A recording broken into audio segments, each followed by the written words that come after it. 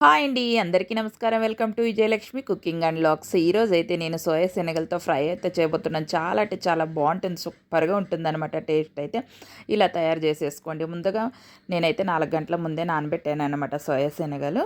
ఇక బాగా నానిన తర్వాత ఒక 5 విజిల్ వచ్చే వరకు ఉడికించుకోవాలి. కాస్త ఉప్పు వేసి ఉడికించుకోండి సరిపోతుంది.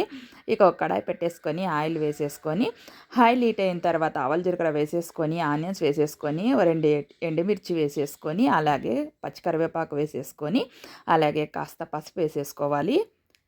అలాగే టేస్ట్‌కి తగినంత సాల్ట్ కూడా వేసేసుకోవాలి. ఇక ఒకసారి బాగా కలిపేసుకోవాలి.